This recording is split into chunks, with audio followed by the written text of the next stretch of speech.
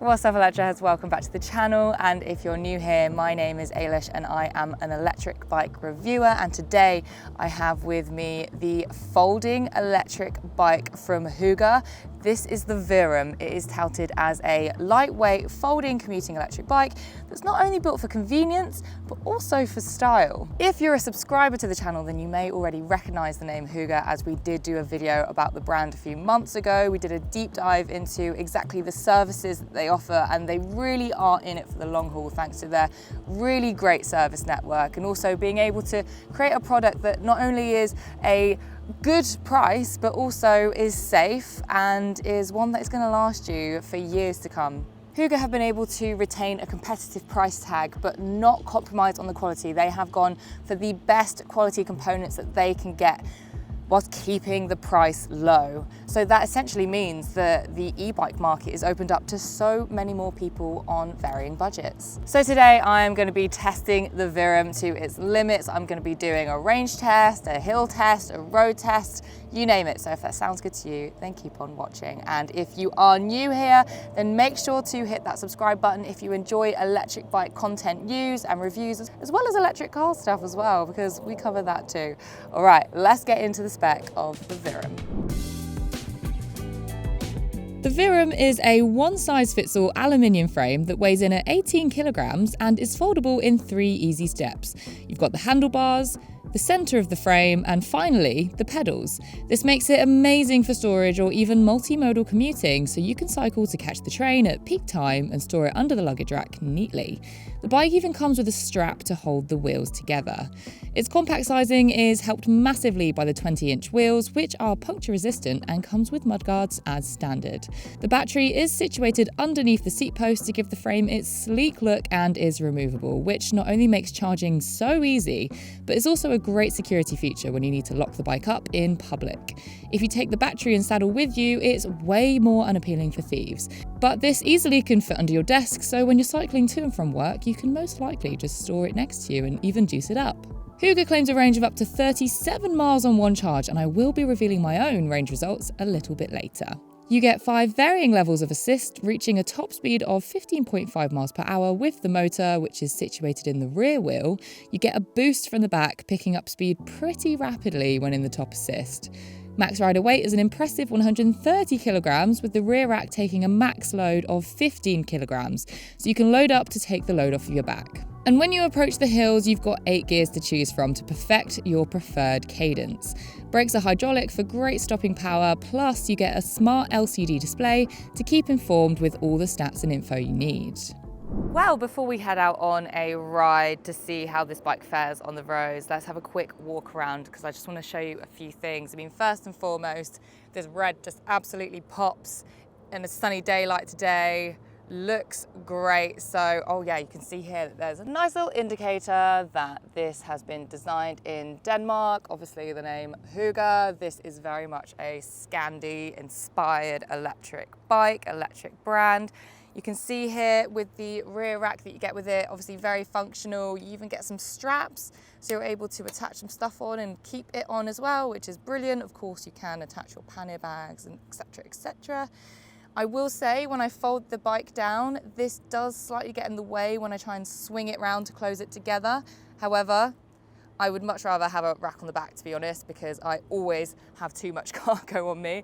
The seat post where the battery is right here is adjustable. It can go lower, it can go higher, and it can come out completely as well. So if you are locking your bike up in public, that is a really good deterrent for thieves. Up here, you've got some lovely ergo handlebars as well. You have your gears with the shifters, and you've got a nice display. I like how when you turn it on, it gives you a little Hygge brand. Love that. And it tells you all the information you need, including speed. You've got your battery percentage, your odometer trip, and also what you can do when you go into the menu system is you can set up a password as well, which I think is really great. Again, another great deterrent if you're locking it up in public or just stops anybody from nipping off with your bike and obviously getting the motor on. Adjustable here as well. That's great. So I like to ride with quite an upright position just to help my back. So I put this to literally the highest it can go. It probably should go down a touch. Cabling, obviously, because this is a lower priced electric bike, I mean, they've just kind of got to go with how they can best put it together. Obviously, the more expensive it gets, the more that they kind of do like integrated wiring where you don't even see it at all, which will give it that kind of clean, seamless look. But instead, there is obviously a lot of cabling here, so they've had to just tie it together. So that's that. I would say the welding could be a little bit better, but remember, this is an affordable electric bike. And with that, it means you have to have maybe a little bit less of a sleek look when it comes to the welding and the wires, which is understandable. You know what's really good about having a folded electric bike is most of the time, if you ask nicely, restaurants and public spaces, dining areas, people are usually okay with you bringing your bike in and folding it up and putting it in a corner. So if you get worried about locking your bike up in public, most of the time you can bring it in with you and say if you're down the pub, just put it under the table. People are none the wiser. This was a great fail-safe for me as I'd done a silly and brought my bike lock with me, but not the key. I don't think I could have gotten away with bringing in a bike if it didn't fold, to be honest with you. Right, let's get back on the road. So let's talk about the feel of ride. And first off, I'll just talk about the assist. The assist is lovely. Oh my goodness. It's very smooth. I wouldn't say it's instant, but after about maybe like half a turn of the pedal, it's picking up, it's ready to go. It's even able to support me in busy situations like this when there's lots of people. This is a mixed right of way, both cyclists and pedestrians can come through. Yeah, the assist is great when you are on the flats, those standing starts at the traffic lights, gives you a really lovely boost. And that's actually the thing that I was pleasantly surprised about with this bike is, I don't know about you guys, but when you think of a folding electric bike, generally you're like, oh, well, it's a bike made for convenience, made to be compact, like the motor's probably tiny, because I mean, generally they are smaller, which means less power. Generally speaking, there are obviously options that are not that case.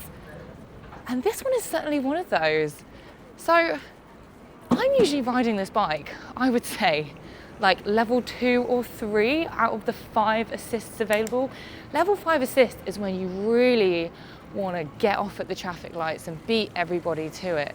Or if you, for example, are going to be going up a steep incline and you just want that max amount of assist that is available. Like now, for example, putting it up to 5, I'm barely putting anything through my legs up this incline. It absolutely ate that up. Switching it right back down because it's got a good bit of boost to it, down to 2. And that's what's really great about this bike is I feel like I don't have to use it on max all the time, where I generally find with a lot of affordable electric bikes, you kind of just need to ride it in level 5 assist, otherwise it's kind of not worth it. But no, this motor gives, and the motor itself is actually, it's from Hygge. So Hygge have developed this. It's their own. I'm pretty sure it's kind of like based off Bafang, or it is a Bafang motor, but they've tweaked it themselves and are able to then label it Hygge. But what that means is not only will the motor be replaceable if anything goes wrong because it is a known brand, but also they've actually just like really tried their best to make the motor work for them and their product, which is only a bonus. And remember, this is from a brand that are trying to keep their electric bikes affordable, so you would think there are lots of like tech and R&D stuff that they're going to have to bypass to be able to do that, but they've got their own motor here and it's great. Really smooth, it accelerates so quickly. The gearing as well, you've got 8 gears. I would say when I'm getting to the higher speeds, when I'm at like 16, 17 miles per hour, because I'm able to push through, I actually would love to have a 9th, 10th gear.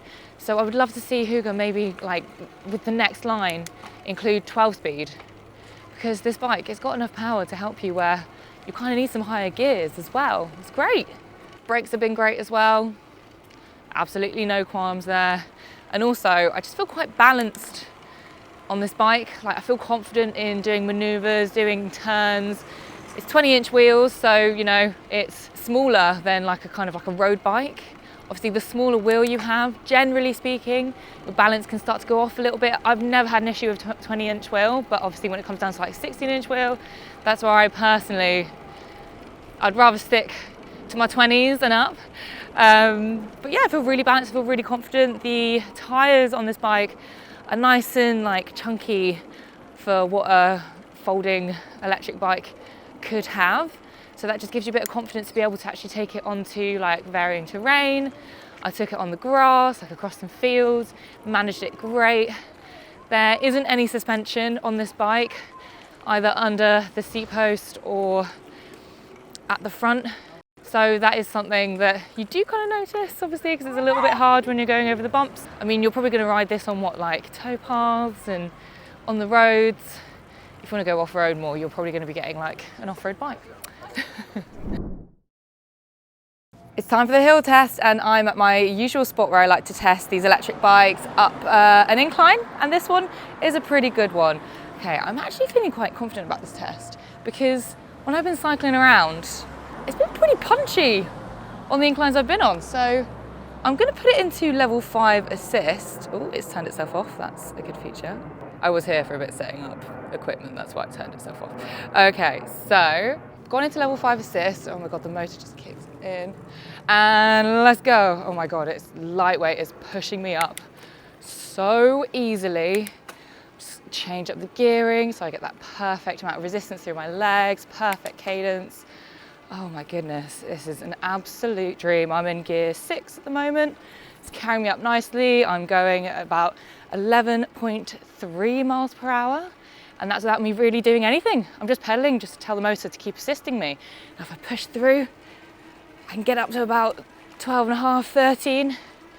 And it seems to make it even lighter as well. Oh my goodness. That is a very good result, I have to say. It does very well on hills, which, I don't know, for a folding electric bike, sometimes you just think, oh well, it's just made to be compact and fold up and be useful for that kind of like multimodal commuting style, but it's also very good on the hills. I'm actually going to go back down, try it again, but just in a slightly lower gear, because remember, if you need to save that battery, want to go into those lower modes, yes, if you want to be saving your battery, maybe you're running out of range, then those lower assists are the ones that you're going to want to be selecting.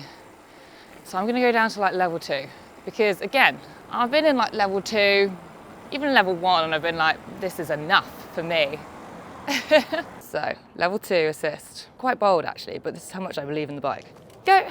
Yeah, there's less assist. I'm gonna change down some gears. Keep on going. Okay, now there is a little bit more effort going through my legs here, but I'm going about 9 miles per hour. It's still making this incline manageable. My goodness, I've cycled up this hill before on an analog bike, and you are just there like, oh my God, I hate this is so painful. I was getting a bit steeper here. I would naturally go up a gear. I'm at 8.5 miles per hour. Sorry, up a gear, I would go naturally up a level. 8.5, a bit slower. So yeah, a little bit more exercise there. But what's really nice about that is you're able to switch up the levels depending on how much range you need, how much power you want. Also, if you just want a bit of exercise, because e-bikes are not just for lazy people. Speaking of conserving the battery, let's talk real-world range. Temperatures, inclines, and weight on the bike all affect how much range you're going to get. This is a summer test. It's been about 23 degrees centigrade. I weigh 68 kilograms, but with my filming kit and lock, I'd say I'm more like 75 kilograms on the bike. I've ridden mainly flat terrain with a few inclines, and in total, I'm getting just over 25 miles on one charge. And that is riding in the mid to upper levels of assist when I need a boost. So you can definitely get more if you're riding in those lower assists. In a world where there is so much vilification of electric bikes in the media, there's so much actually misinformation as well. Understandably, there are a lot of people that think of electric bikes and go, oh, what about the fire hazard? Well, I'm very pleased to tell you that obviously reputable brands like Hygge are completely safe. They have used regulated products. They have also gone through all the safety certifications that you need to be able to sell an electric bike. They have the UK CA and also the CE marking for these bikes, so you know whether you are in the UK, you're in Europe and beyond, you know that you are able to use this bike safely and it's not going to pose a risk to you and your home. But let's also talk about the service network that Hygge offer. I mean, it is so important when you buy an electric bike to be able to feel like you're able to take it somewhere local, to be able to get it checked over, to keep it running smoothly, and particularly if you do end up having an issue, they will work on your bike. So Hygge have gone to lengths to make sure this is possible. Like in the UK, they have a number of well-known brands like Decathlon and Vettel that will work on your e-bike. If you're in the Netherlands, then there is Quick Fit. If you are in France, then you've got Repair and Run. So depending what country you're in, there are some big names out there that are happy to work on your bike. And that takes a lot of effort from a brand to be able to say, hey, look at our bikes. Do you approve? You do? Great. And I think that says a lot for what these big brands think about Hygge themselves.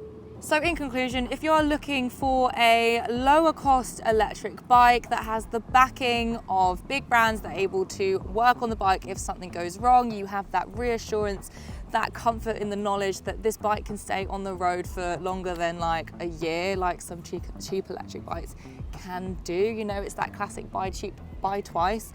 Not with Hygge.